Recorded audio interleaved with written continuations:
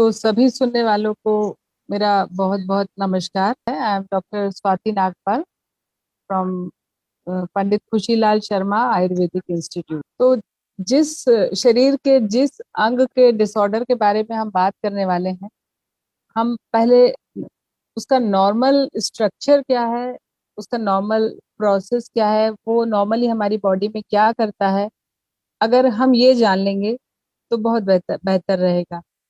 तो ये हमारी बॉडी का स्किन जो है, आप लोग को सुनने में अजीब लगेगा, लेकिन ये हमारी बॉडी का एक लार्जेस्ट ऑर्गन है।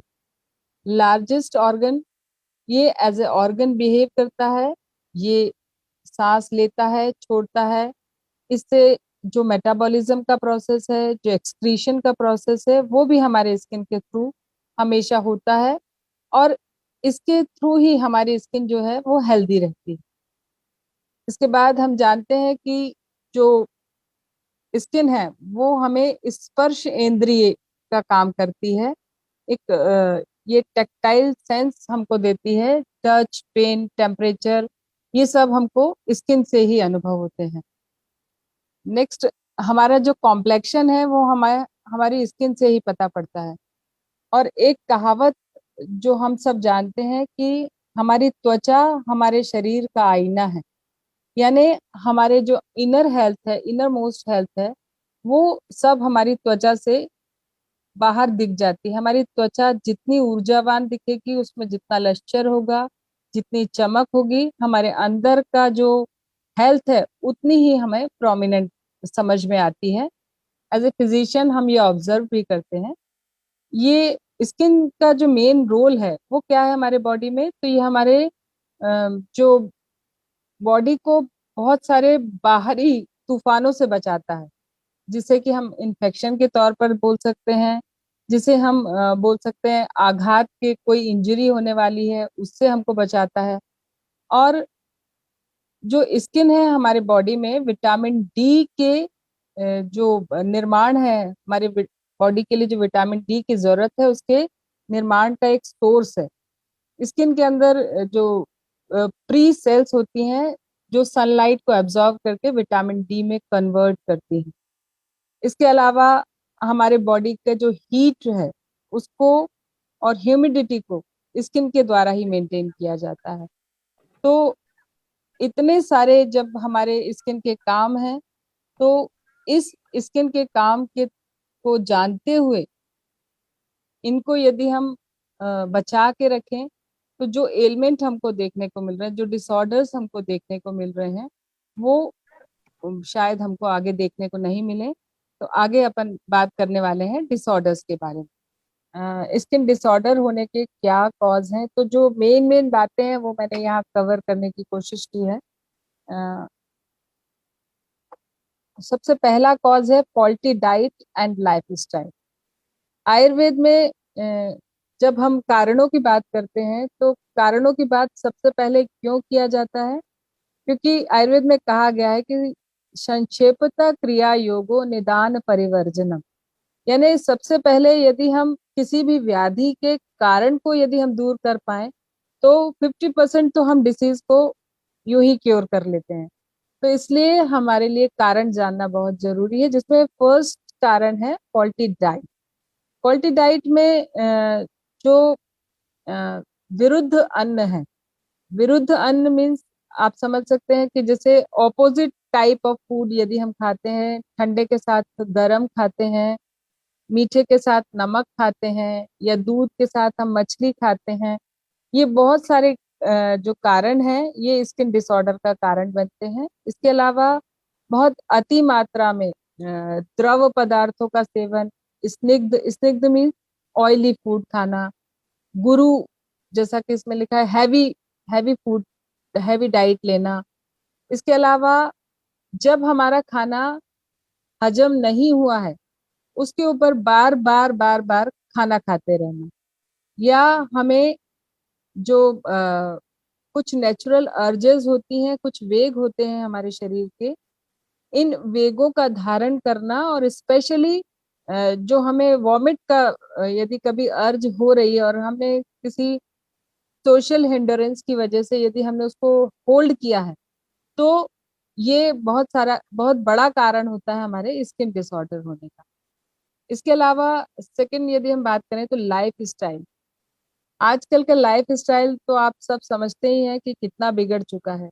हमारे ओपीडी में जब यंग बच्चे आते हैं और हम उनसे बात करते हैं कि क्योंकि हमारा ये काम है कि स्किन डिसऑर्डर के लिए हमको कारण निकालना पड़ता है। वो कारण निकालने के लिए हम बच्चे से उसका डेली रूटीन जब हम पूछते हैं, जो कि आयुर्वेद का मेन काम है, दिनचर्या और ऋतुचर्या का पालन करना। तो वो बच्चा बोलता है कि हम 10 बजे सो के उठते हैं। उससे यदि पूछा जाए आप लंच कितने बजे करते हैं, तो हम लंच 4 बजे करते हैं। आप रात को सोते कितने बजे हैं, तो रात के 1 से 2 के पहले तो कोई बच्चा सो ही नहीं रहा। इसके अलावा जो वर्किंग पर्सन्स हैं, जो बिजनेसमैन हैं, उनसे पूछो तो ऐसा बोलेंगे कि हमारी तो दुकान ही रात को 11 बजे बंद होती है। तो दुकान 11 बजे बंद होती है, 12 बजे हम घर आके खाना खा के और सो जाते हैं। तो ये सारा जो लाइफ स्टाइल है, ये बहुत ज्यादा बिगड़ चुका है आज के युग में। और स्किन डिसऑर्डर जो है वो एक लाइफ स्टाइल डिसऑर्डर में इंक्लूड किया जाना चाहिए मेरे ख्याल से। अभी तक जो हम लाइफ स्टाइल डिसऑर्डर्स की बात करते थे, उसमें मेन था ओबेसिटी, थायराइड, हाइपरटेंशन, डायबिटीज, ये सारे लाइफ स्टाइल डिसऑर्डर थे। लेकिन वर्तमान में यदि हम देखें तो skin disorder and hyper acidity, ये दो ऐसी बहुत बड़ी समस्याएं हो गई हैं कि मेरे ख्याल से 80% व्यक्ति इन चीजों से सफर हो रहा है। तो ये एक बहुत बड़ा कारण है। Next is the excessive and improper use of chemical cosmetics, soap, shampoo and deodorants. जैसे अभी मैंने थोड़ी देर पहले बात किया कि हमने हमारे बॉडी के स्किन को एक एक्सपेरिमेंटल कैनवास बना के छोड़ा हुआ है। हमने टीवी में कोई भी ऐड देखा जिसमें एक गोरी सी त्वचा दिख रही है, हमने वो वाला क्रीम यूज किया। हमारे बाल लंबे घने बाल हो रहे हैं तो हमने शैम्पू यूज किया, अपना ऑयल चेंज किया। तो ये भी एक बहुत बड़ा कारण है स्किन डिसऑर्डर्स होने का। Next is unhygienic practice. अगर व्यक्ति बहुत दिन, 2-2 3-3 दिन तक कपड़े नहीं बदलेगा, नहाएगा नहीं, या मैले कपड़े वापस वापस पहनेगा, ये सारी जो अनहाइजीनिक प्रैक्टिसेस हैं, ये स्किन डिसऑर्डर्स को बढ़ावा देती हैं। Next is unnecessary and over use of antibiotics and steroids. तो आज जब हमारे पास पेशेंट आता है, तो पेशेंट आता है बहुत सारी जगह से घूम के, और जो हमारे मॉडर्न फिजिशियंस हैं उनके पास स्किन डिसऑर्डर्स के लिए बहुत ज़्यादा करने को कुछ शायद नहीं है। तो एंटीबायोटिक और स्टेरॉइड वो इतना ज़्यादा पेशेंट ले चुका होता है कि इसकी स्किन की जो इम्यूनिटी होती है वो टोटली फिनिश हो चुकी होती है लगभग। या जो पेशेंट हैं उनको ओवर द काउंटर जाके मेडिसिन लेने की आदत है। मेडिकल स्टोर पे जाएंगे, अभी मुझे पेन हो रहा है, अभी मुझे थोड़ी खुजली हो रही है, किसी भी चीज के लिए वो एक मेडिकल स्टोर वाले भैया उनको दवाई देंगे और वो खा लेते हैं। तो इन सब चीजों का जो ओवर यूज हो रहा है, ये सब स्किन डिसऑर्डर्स को बढ़ावा दे रहा है। अब यहाँ आयुर्वेदा आपकी कैसे मदद कर सकता है? तो फर्स्ट तो आयुर्वेदा मदद करता है कि हेल्दी पर्सन हेल्दी रहे। आयुर्वेद का प्रथम सिद्धांत है कि स्वस्थस्य स्वास्थ्य रक्षणम, आतुरस्य विकार प्रशमनम च। यानी स्वस्थ व्यक्ति के स्वास्थ्य की रक्षा करना और जो रोगी हो गया है उसके रोग का शमन करना। तो जो आयुर्वेदा है वो आपकी जो नॉर्मल स्किन है उसको कैसे हेल्दी रखना है उसमें भी मदद करता है, और जो स्किन प्रॉब्लम्स आपको आ गई हैं उनमें भी आपको मदद करता है। अब आजकल जो हम common type of skin diseases देख रहे हैं उनके बारे में हम थोड़ा बात करें, तो सबसे पहली और यंग बच्चों की जो डिसीज है वो है एक्ने। तो ये एक्ने जो है वो, जिसे कि हम सामान्य भाषा में मुहासे बोलते हैं, ये प्यूबर्टी का एक प्रॉब्लम है। यहाँ इस एज में बॉडी में कुछ हार्मोनल चेंजेस हो रहे हैं, इन हार्मोनल चेंजेस के कारण अगर इस समय मिथ्या आहार विहार का सेवन न किया जाए, इस समय यदि अपना जो आवश्यक दिनचर्या और ऋतुचर्या का पालन किया जाए तो ये प्रॉब्लम्स नहीं होती। अदरवाइज यंग बच्चों में ये प्रॉब्लम्स बहुत देखने को मिलती है। Next, alopecia areata. ये एक प्रकार का गंजापन है जो हेरिडिटी से भी हो सकता है और किसी स्किन इन्फेक्शन के कारण भी हो सकता है, या बहुत सारे केमिकल्स को जब हम यूज करते हैं, बहुत सारे हेयर डाइज हम यूज करते हैं, इनके कारण भी ये एलोपेशिया एरेटा की कंडीशन हमको देखने को मिलती है। इसके अलावा नेक्स्ट इज एटॉपिक डर्मेटाइटिस, जिससे कि हम एक्जिमा कहते हैं नेक्स्ट उसमें, और सामान्य भाषा में देखें तो दाद इसको बोला जाता है। ये एक इन्फेक्शियस कम ऑटो इम्यून डिसीज है और इसमें एक जेनेटिक कॉज भी कभी कभी काम करता है। तो यहाँ पर जब ये स्किन का जो प्रॉब्लम होता है, इसमें यदि कुछ एनवायरमेंटल चेंजेस देखने को मिलते हैं तो आपके त्वचा के ऊपर एक जैसे उबला हुआ सा कुछ खुजली, जिसमें से कि कभी ऊजिंग होती है, कभी पस निकलता है और बहुत ज्यादा ईचिंग के साथ ये डिसीज अपने आप को प्रेजेंट करती है। Next is psoriasis. तो सोरियासिस एक स्केली डिसीज है जिसमें कि आपकी स्किन का जो एक प्रकार से इसमें स्किन आपको झड़ता हुआ दिखाई देता है, स्किन के स्केल्स आपको निकलते हुए दिखाई देते हैं।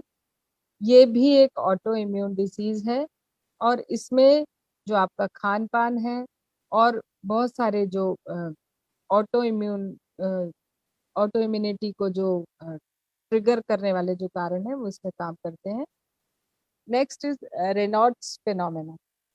तो ये जो कभी कभी सर्दियों में आपने देखा होगा कि किसी किसी व्यक्ति की जो उंगली है वो नीली पड़ने लगती है। इसके अलावा चेहरे पर कुछ लाल दाग इस टाइप के दिखाई देते हैं। तो ये जो फिनोमिना है, इसमें आपका जो ब्लड सर्कुलेशन है जो अ, हमारी स्किन की लेयर्स के थ्रू ऊपर तक पहुंचता है, तो ये कोल्ड टेम्परेचर के कारण ये फिनोमिना हमको दिखाई देता है।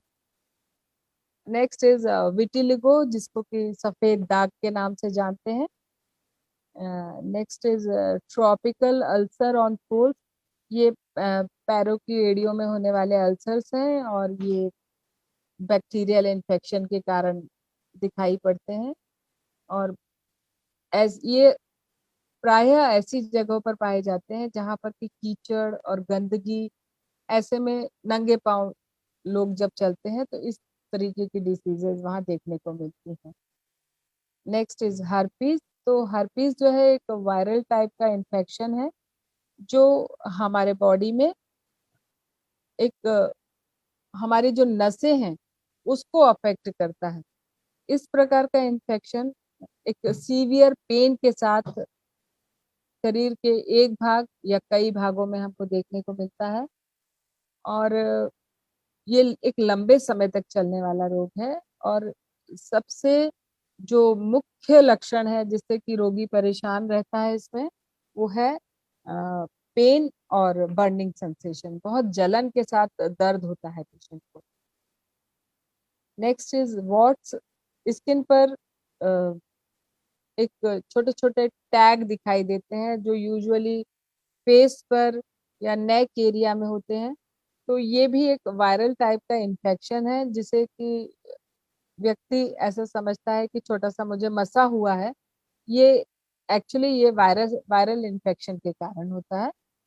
Next is scabies. ये छोटी छोटी दानेदार फुंसियां आपके शरीर में हो जाती हैं, ये माइट्स के कारण बेसिकली होती हैं और जब हमारी स्किन में गंदगी होती है तो ये माइट्स वहाँ बहुत सारे अंडे देकर ये स्कैबीज के जो डिसीज है उसको स्प्रेड करती है और पेशेंट को इसमें बहुत ज्यादा ईचिंग होती है और छोटे छोटे दाने इसमें आते हैं। ये कुछ फोटोग्राफ्स मैंने लगाए हैं।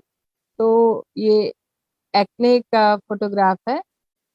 इसमें जो मेन कारण है कि प्यूबर्टी की एज में क्या होता है कि जो हमारे बॉडी से कुछ हॉर्मोन्स आते हैं, ये हॉर्मोन्स स्किन की जो ग्लैंड है, जिसे कि सेबेसियस ग्लैंड कहा जाता है, उसके जो सीक्रेशन है वो बढ़ जाते हैं। ये सीक्रेशन जब बढ़ जाते हैं तो इनको अगर ये नॉर्मली ये निकलते जाएं शरीर से तो ठीक है। अदरवाइज ये आपके जो रोम छिद्र है, रोमकूप है, इनको ऑब्स्ट्रक्ट करते हैं, और जब ये ऑब्स्ट्रक्ट करते हैं तो बहुत सारी गंदगी इसमें फंस के और इन्फेक्शन के साथ एक्ने का रूप ले लेती है। एलोपेशिया एरेटा, इसके बारे में हम बात कर चुके हैं। ठीक है, ये गंजापन है एक प्रकार का। विटिलिगो, जिसे कि ल्यूकोडर्मा या सफेद दाग होना कहते हैं। इसमें हमारे जो बॉडी का जो त्वचा को रंग देने वाले जो पिगमेंट है, वो बॉडी के किसी किसी एरिया से वो पिगमेंट बनना बंद हो जाते हैं, जिसके कारण कि वहाँ की जो त्वचा है वो सफेद दिखाई देने लगती है। हालांकि ये जो है इन्फेक्शियस डिजीज नहीं है, और इसका ट्रीटमेंट भी संभव है। तो ये एक सफेद दाग की बीमारी है, आयुर्वेद में बहुत अच्छा ट्रीटमेंट हम कर सकते हैं। सोरियासिस, तो सोरियासिस जो है, जैसा कि मैंने पहले बात किया कि इन्फ्लामेटरी, और इसमें स्किन के जो सेल्स हैं, जिसे ऊपर इपिडर्मिस कहते हैं, अपर लेयर जो है, वहां पर स्किन के सेल्स का डिवीजन बढ़ जाता है। यानी नॉर्मली तो स्किन सेल डिवाइड होकर उसके जो ओल्ड सेल्स हैं वो एक सर्टेन पीरियड के बाद वो निकल जाती है शरीर से। लेकिन यहाँ क्या हो रहा है कि सेल डिवीजन इतना तेजी से हो रहा है कि उसको निकलने का मौका नहीं मिल रहा, और यहाँ पर ये जो सफेद चांदी की तरह स्केल्स, मछली की तरह स्केल्स हमको दिखाई देने लगते हैं। और ये रिलैप्सिंग कंडीशन है, इसमें ये बार बार होने वाली व्याधि है। इसमें क्या होता है कि जैसे ही मौसम में बदलाव हुआ या आपके शरीर की इम्यूनिटी में कुछ फर्क आया, तो ये डिसीज बार बार हो जाती है। ये बहुत सारे टाइप ऑफ सोरियासिस हैं, हम आगे बात कर चुके हैं एक्जिमा की। तो ये जो है इसमें जेनेटिक कंडीशंस यदि बॉडी में है, और उनको यदि कोई ट्रिगर मिला है, कोई एलर्जेंस आए हैं बॉडी में, या पॉल्यूशन या डस्ट या बहुत कोई केमिकल यूज हुआ है, तो ये सारे फैक्टर्स जो है वो स्किन को ड्राई कर सकते हैं या वेट कर सकते हैं, और बहुत सारी रेडनेस और बर्निंग सेंसेशन के साथ ये डिसीज हमको प्रेजेंट करते हैं। ये सारी हमने जो स्किन डिसीजेस हमने पढ़ लिए हैं। अब आयुर्वेद में चिकित्सा क्या है इसकी? तो चिकित्सा के लिए दो प्रकार से इसमें चिकित्सा की जा रही है, शोधन चिकित्सा और शमन चिकित्सा।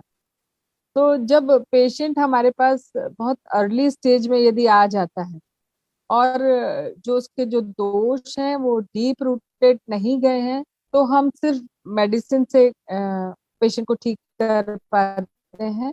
लेकिन जब पेशेंट बहुत सारा समय बिताकर हमारे पास आता है, डिसीज क्रॉनिक हो जाती है, ऐसे समय में हमको शोधन चिकित्सा का सहारा लेना पड़ता है, पंचकर्म का सहारा लेना पड़ता है। तो इस शोधन और पंचकर्म चिकित्सा में स्पेशली ये बहुत सारे प्रोसीजर्स होते हैं, लेकिन हम इसमें जो सहारा लेते हैं वो वमन, विरेचन, रक्त मोक्षण, तक्र धारा, इन सब का सहारा हम इसमें लेते हैं।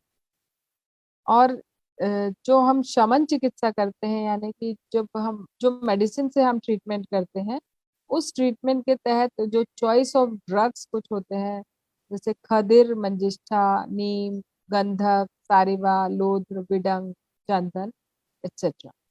Now therapies for skin disorder.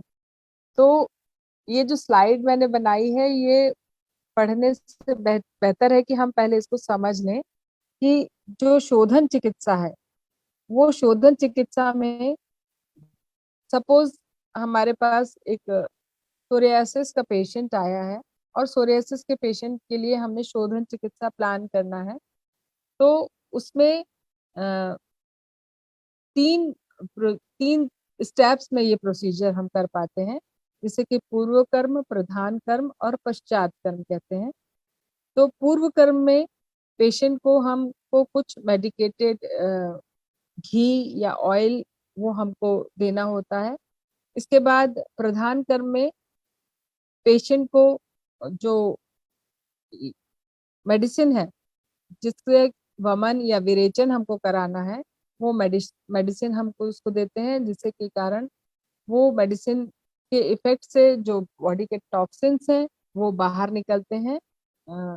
इसमें जो लूज मोशंस हैं वो एक या दो नहीं होते, संख्या में बहुत ज्यादा लूज मोशन इसमें करवाए जाते हैं। इसके बाद जो पश्चात कर्म होता है, उसमें आपके जो हमने आपके बॉडी से जो टॉक्सिन्स निकालने हैं, उसके बाद आपकी बॉडी को नॉर्मलाइज करने के लिए कुछ ऐसे आपके जो फूड जो डाइट है उससे उसमें हमको कुछ चेंजेस करने होते हैं। और ये जो प्रक्रिया है, ये टोटल प्रक्रिया हमारे शुरुआत से लेकर के 15 दिन का ये एक पीरियड होता है, जिसमें कि ये सारा प्रोसीजर आपका हो जाता है। इसके अलावा कुछ लोकल थेरेपीज हैं, जिसमें कि लीच थेरेपी है, जिसे कि जोंक लगाना बोलते हैं। ये जोंक लगाने की जो थेरेपी है, इसके भी अपने कुछ प्री प्रोसीजर्स है, मेन प्रोसीजर है, आफ्टर प्रोसीजर है। इसमें एक लीच नाम का एक जीव होता है, जो कि आपके अफेक्टेड एरिया पर हम उसको अप्लाई करते हैं। आपके बॉडी से वो जो आपका गंदा खून है, जो टॉक्सिन्स हैं, वो उनको सक करता है। और आप जो आपके स्किन में सर्कुलेशन में या और किसी भी तरीके से जो ऑब्स्ट्रक्शन है, उसमें इसके सलाइवा में जो एक एंटी कोगुलेंट नाम एंजाइम होता है, हेरोडिन नाम का, वो आपके बॉडी को क्लीन करता है आगे जाकर। इसके अलावा एक प्रोसीजर है तक्र धारा। तो तक्र धारा, तक्र मीन्स हम सब समझते हैं मट्ठा या छाछ से ये ट्रीटमेंट किया जाता है। और मट्ठा या छाछ में हम कुछ मेडिसिन डाल के ये प्रोसीजर करते हैं। ये 3 टाइप से बॉडी में होता है, लेकिन स्किन के लिए जो होता है वो सर्वांग या एकांग टाइप से होता है। इसमें जो मट्ठा है वो ऊपर से उसकी एक धारा आपके बॉडी पर या तो पूरी बॉडी पर या तो अफेक्टेड पार्ट पर गिराई जाती है। और जो मेडिसिन है और जो तक्र की जो मेडिसिनल वैल्यू है, उससे ये बॉडी के प्यूरिफिकेशन का काम हो जाता है। बढ़ी हुई उम्र में कौन कौन सी स्किन कंडीशंस हमको देखने को मिलती हैं और उनके बचाव के क्या उपाय हो सकते हैं।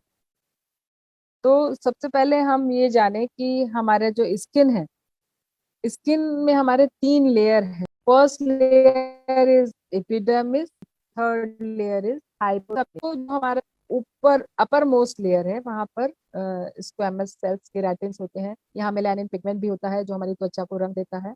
सेकेंड लेयर जो होती है वो उसमें हमारे नर्व्स होते हैं, ब्लड सप्लाई के लिए आर्टरीज और वेन्स होती हैं।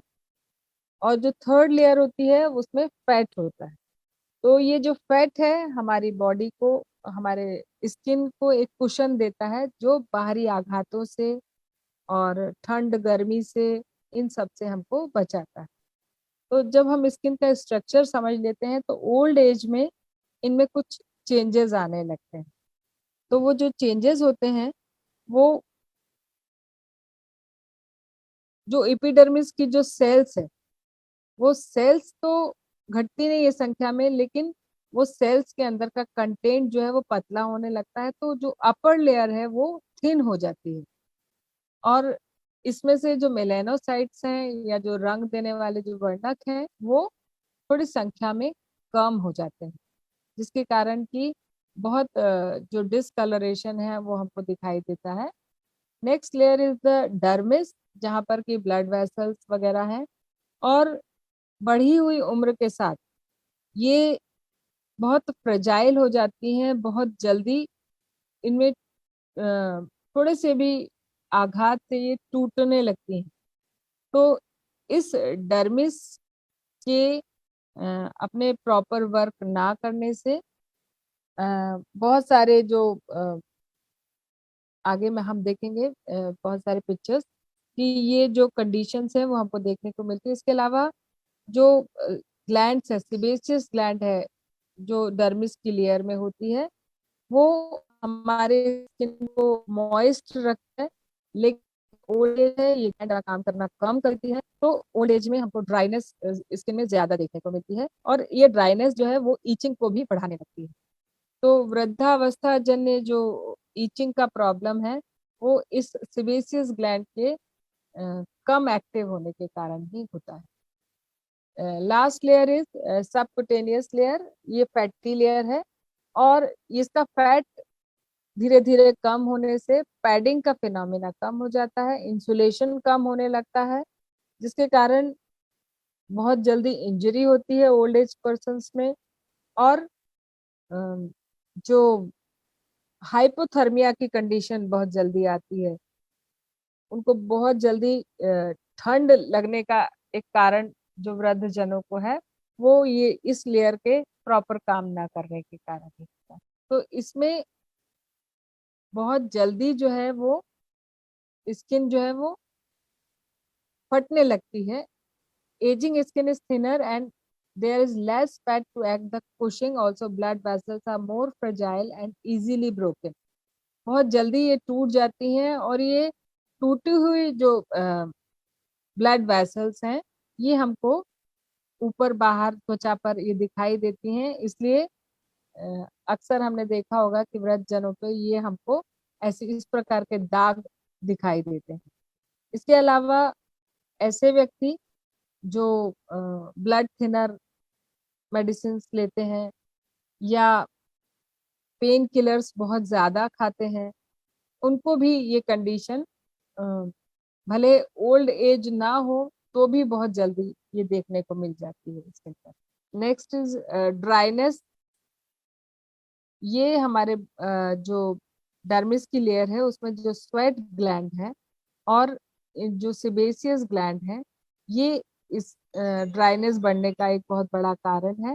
इसके अलावा प्रॉपर यदि बॉडी में हाइड्रेशन नहीं है, पूरा जो उनका जो न्यूट्रिशन वैल्यू है उनको नहीं मिल रही है, तो इस सब स्थितियों में बॉडी में ड्राइनेस बढ़ती है।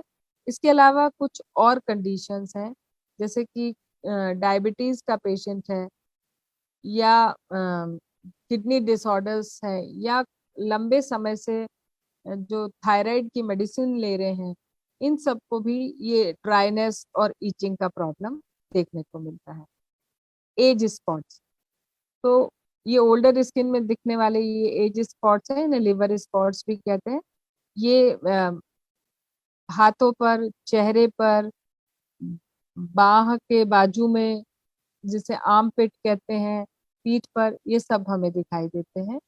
इसके अलावा स्किन टैग्स दिखाई देने लगते हैं, सॉफ्ट और स्पंजी फ्लैश कलर्ड ग्रोथ दिखाई देती हैं, जो कि आंखों पर, गर्दन पे, किसी किसी पेशेंट में ये ऐसा रेयरली होता है, लेकिन थाइज में भी ये हमको दिखाई देते हैं। तो इनको स्किन टैग्स कहा जाता है। Next please. Bed source. ऐसे पेशेंट जो बहुत समय से एक ही पोजीशन में बेड पर लेटे हुए हैं, तो वहाँ की जो ब्लड सप्लाई है वो हैम्पर्ड होती है, और ये जो जहाँ का पोर्शन स्किन पे एयर प्रॉपर नहीं पहुंच पा रही है, दबाव ज्यादा है, ऐसी जगह पर हमको बेड सोर्स पेशेंट में दिखाई देने को मिलते हैं। इसके अलावा स्किन टीयर्स दिखाई देते हैं। बहुत आसानी से स्किन पर जो जिसको कहते हैं कि दबाव से स्किन पर एक फटान हमको दिखाई देती है, और स्पेशली जो पेशेंट स्टेरॉइड ज्यादा लेते हैं उनका स्किन जो है वो कमजोर हो जाता है, और ये स्किन टीयर्स उनमें देखने को मिलते हैं। ये बेसिकली ये जो है ड्राइनेस में जो स्किन का जो फटाव हमको देखने को मिलता है, ये उससे आगे की कंडीशन होती है, इससे भी ज्यादा क्रैक्स हमको उसमें देखने को मिलते हैं। Senile purpura, this is the an age person, ऐसे व्यक्ति जो कि ब्लड थिनर्स ले रहे हैं और जिनका ब्लड वेसल्स प्रॉपरली मेंटेन नहीं हो पा रहा है अपना जो काम है, तो ऐसे में वो इजीली फट जाते हैं। जैसे कि मैंने पहले बताया आपको कि फ्रजाइल हो जाते हैं और इजीली फट जाते हैं, और स्किन के नीचे ये जो ब्लैक, पिंक और रेड कलर के हमको दिखाई देते हैं, ये सेनाइल परप्यूरा के नाम से जाने जाते हैं। इसके अलावा ये भी एक ड्राइनेस की कंडीशन है, जीरोसिस। ये जो चेहरे पर ये जो दाग दिखाई दे रहे हैं इन्हें सेनाइल फ्रैक्टल्स कहा जाता है। ये स्पेशली जो लोग धूप में ज्यादा घूमते हैं, तो धूप में ज्यादा घूमने से ये ब्राउन स्पॉट्स उनके चेहरे पर दिखाई देते हैं। और अगर इनकी केयर की जाए तो ये संख्या में कम भी किए जा सकते हैं, यानी ये रिवर्सिबल कंडीशन है। इसमें ऐसा नहीं है कि एक बार हो गया तो अब हटेगा नहीं, ठीक है, लेकिन कुछ ऐसी कंडीशंस हैं जो कि रिवर्सिबल नहीं होती हैं। जैसे कि हमने देखा तो जो एज स्पॉट्स हैं ये नहीं जाते हैं, लेकिन अगर ये फ्रेकल्स हैं ये जा सकते हैं यदि हम केयर करें। इसके अलावा कुछ इन्फेक्शंस हैं जैसे कि ब्लिस्टरिंग इरप्शंस हैं, पैम्फेगॉइड इन्फेक्शंस हैं। ये सारे ओल्ड एज में स्किन की इम्यूनिटी कम होने से बहुत जल्दी ये इन्फेक्शन बॉडी पर दिखाई देते हैं। और स्किन कैंसर एक ऐसी चीज है जो कि बहुत समय, लंबे समय तक बाहर रहते हैं। अल्ट्रा वायलेट रेज के अलावा जो रेज होती हैं उन पर उनका इफेक्ट ज्यादा होता है। ऐसे लोगों को ये स्किन कैंसर होने के चांसेस थोड़ा ज्यादा होते हैं। अब हमको हमारी स्किन का प्रिवेंशन कैसे करना है, तो जैसा कि अपन पहले बात कर चुके हैं कि हमको सन एक्सपोजर से तो बचना है। नियमित दिनचर्या, ऋतुचर्या का पालन हमको करना है। बहुत सारा पानी पीना है, गुड न्यूट्रिशन लेना है। धूप में यदि जाना है तो प्रॉपर जो हमारी क्लोथिंग है वो प्रॉपर होना चाहिए। इसके अलावा जो योगा, प्राणायाम, ये सब बताया गया है, इसको जरूर करना है। और जैसा कि मैंने लेक्चर के स्टार्टिंग में भी बोला था कि हमारी स्किन सांस ले रही, हमारी स्किन में रोम कूप है, हमारी स्किन में रोम छिद्र है, तो इनको भी एक डेली प्रॉपर न्यूट्रिशन की जरूरत है, एक्सरसाइज की जरूरत है, जिससे कि इनका ब्लड सर्कुलेशन मेंटेन रहे। तो नियमित रूप से जो मसाज कहा गया है दिनचर्या में बहुत सारे स्टेप वाइज प्रोसेस बताए गए हैं। उसमें डेली सुबह स्नान के पहले अभ्यंग करने को बताया गया है। तो ये अभ्यंग का प्रोसेस यदि हम रोज करेंगे तो हमारी स्किन की हेल्थ जरूर से मेंटेन रहेगी। इसके अलावा हमें जो बहुत आजकल के डिफरेंट टाइप ऑफ क्लोथ्स आ गए हैं जो कि हमारी स्किन को रेस्पिरेशन करने में, हमारी स्किन को सांस लेने में बहुत ज्यादा बाधा उत्पन्न करते हैं, तो ऐसे कपड़े हमको नहीं पहनने हैं।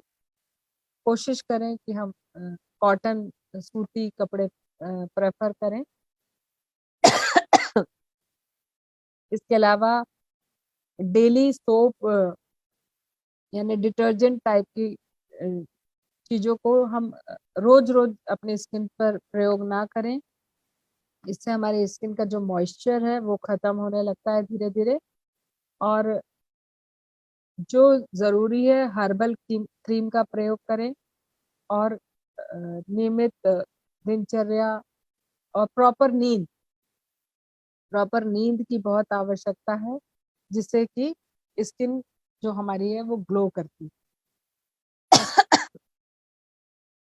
और इसके अलावा हमें क्या खाना है और क्या नहीं खाना है, तो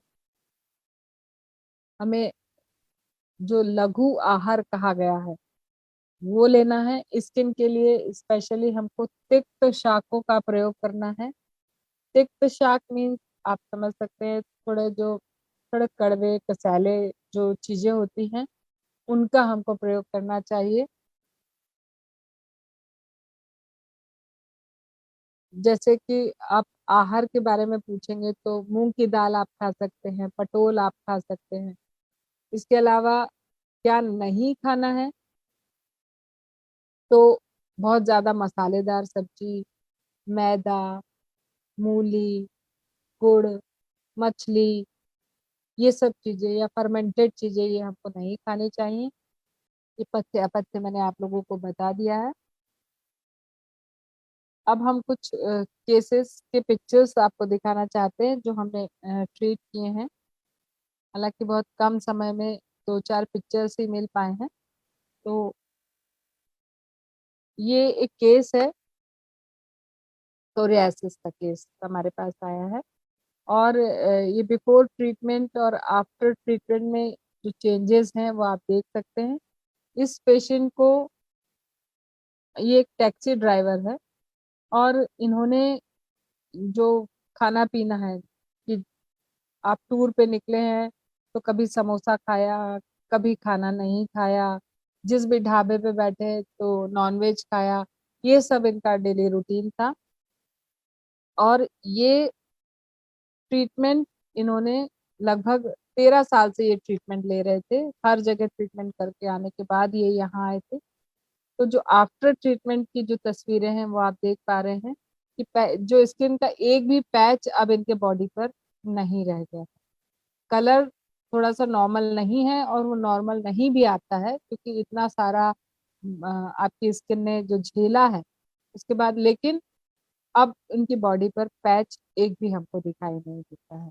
ये एक्ने के पेशेंट्स हैं और ये इन्होंने डाइट को फॉलो किया, 3 महीने ट्रीटमेंट लिया है पूरा। और उसके बाद आज 1 साल के बाद इनका रीअकरेंस नहीं है। मीन्स अब ये अपनी जिंदगी में समझ गए हैं कि इनको क्या खाना है, क्या नहीं खाना है, कौन सा मेकअप यूज करना है। ये सब समझने के बाद अब आज ये बिना जो मुख दूषिता है या मुहासे हैं इनके साथ ये रह रहे। ये जैसे कि अभी मैंने बात की थी ट्रॉपिकल अल्सर्स ऑफ हील, ये दोनों पेशेंट अभी हमारे ट्रीटमेंट चल रहा है इनका। ये बिफोर ट्रीटमेंट ये हमारे पास आए थे। ये देखिए, ये वाला पेशेंट हम देख पा रहे हैं तो बहुत ज्यादा बेकार कंडीशन में थे और अभी 20 दिन के ट्रीटमेंट के बाद आज इनकी ये कंडीशन है। पहले ये पैदल चलने लायक भी नहीं थे, व्हील चेयर पे आए थे पेशेंट और अभी कम से कम ये खुद से चल पा रहे हैं। इनको हमने ओरल मेडिकेशन दिया है और साथ में इनकी लीच थेरेपी भी करवाई। ये पामर सोरियासिस का पेशेंट है, पामर एंड प्लैंटर। ये हाथों में होने वाला सोरियासिस है। ये पूरे फटे हुए थे इनके हाथ और इनका हमने विरेचन कर्म कराया था और ये आज ये इस स्थिति में है कि इनका हाथ सब साफ हो गया है।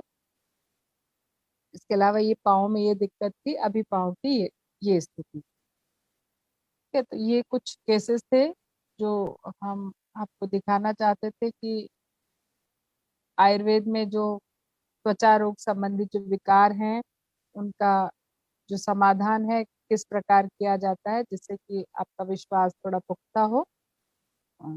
इसके साथ ही मैं आप सबको धन्यवाद कहना चाहूंगी।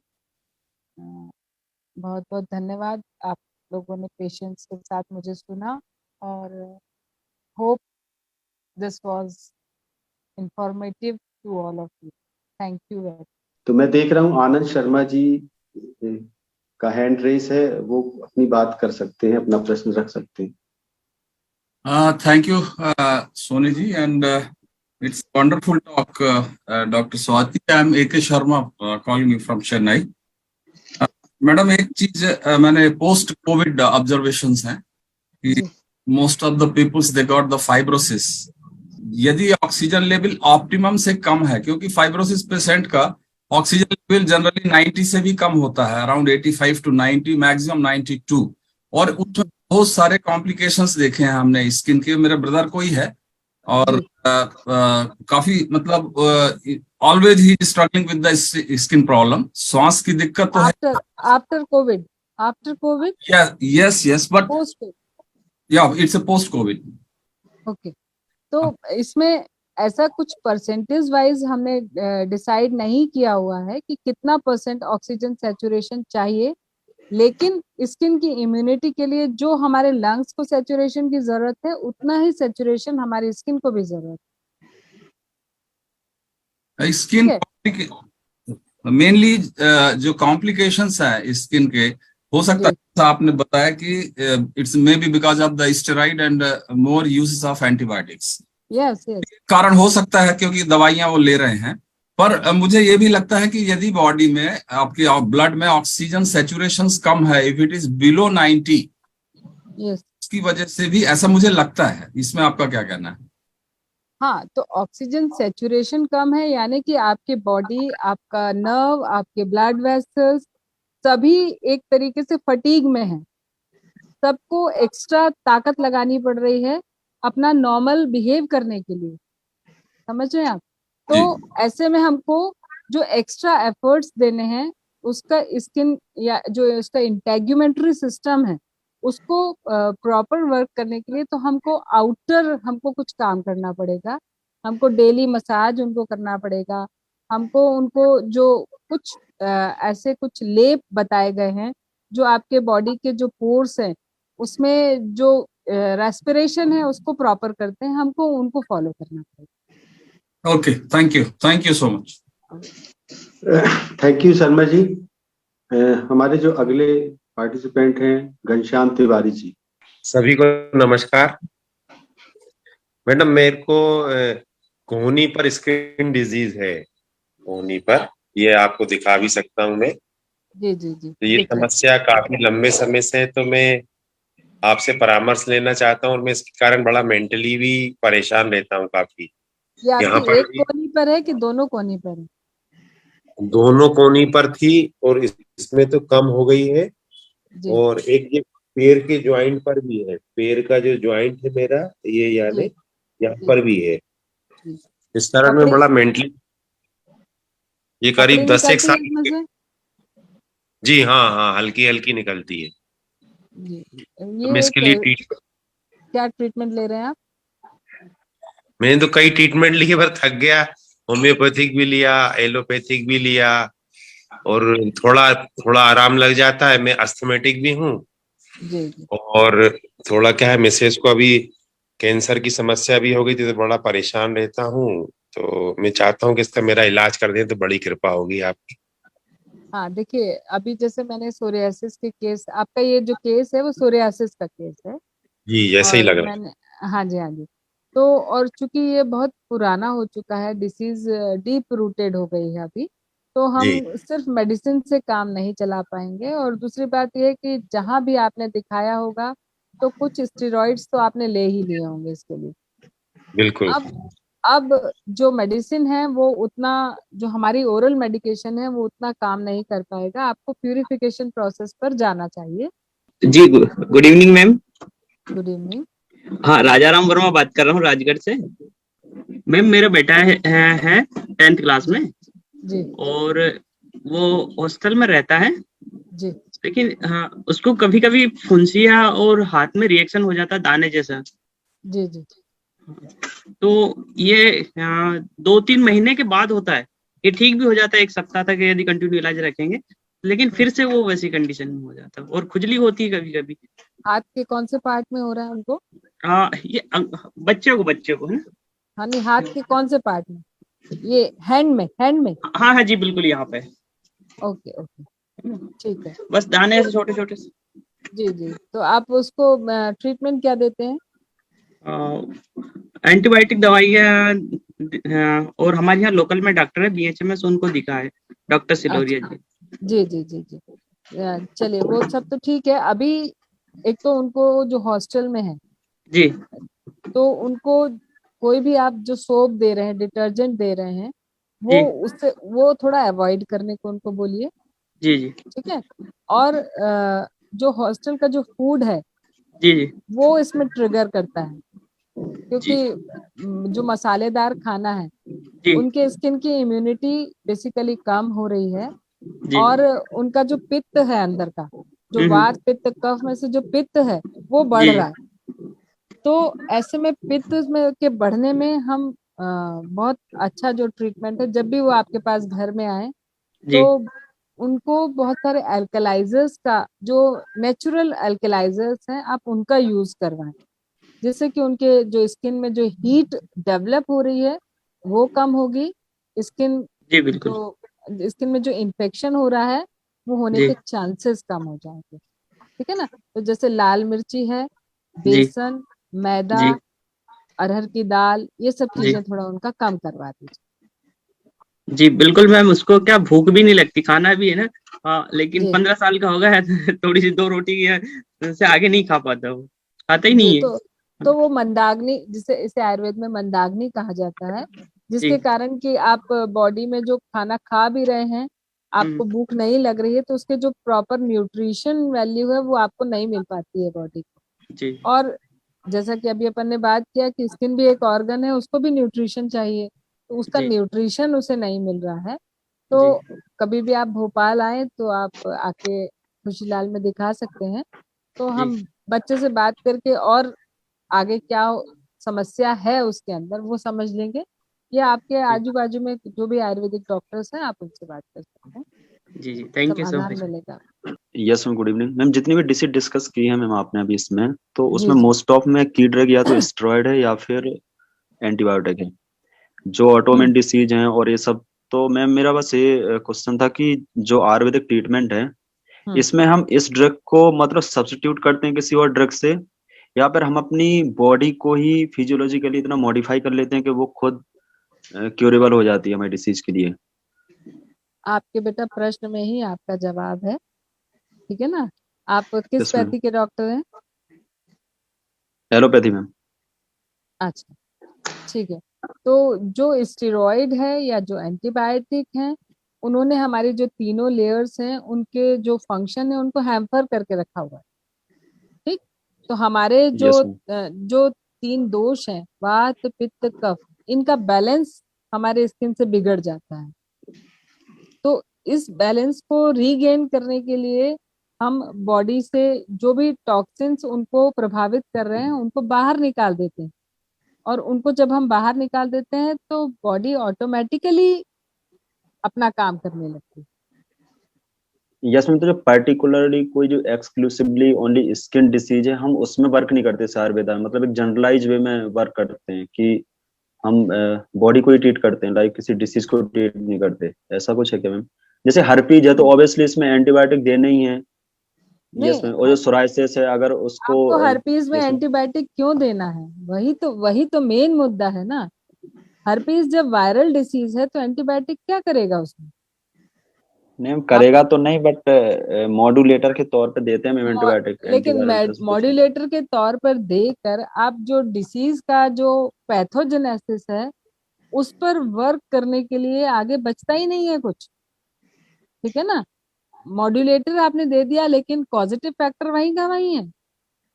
तो जब हम पॉजिटिव फैक्टर को नहीं काम कर पा रहे हैं उसका मॉड्यूलेटर देकर, सॉरी टू से, लेकिन आप लोग जब मॉड्यूलेटर दे देते हो बेटा, तो उसके बाद जब पेशेंट हमारे पास आता है तो सीवियर बर्निंग और सीवियर पेन लेकर आता है कि बाकी डिसीज का जो बाहर से जो पिक्चर है वो तो ड्राई हो रहा है, लेकिन उसका ये जो सिम्टम है जो उसको बैठने नहीं दे रहा है वो नहीं कम हो रहा है। तो वो कम करने के लिए हमको क्या करना है? हम भी हर्पीस जैसी जो डिसीज है उसमें हम आपका ये ठीक नहीं करते हैं, हम शोधन चिकित्सा नहीं करते हैं उसमें, हम उसमें मेडिसिन ही यस मैम। देते हैं, लेकिन मेडिसिन जो उसके लीवर पर काम करती है, ठीक है ना। Yes ma'am.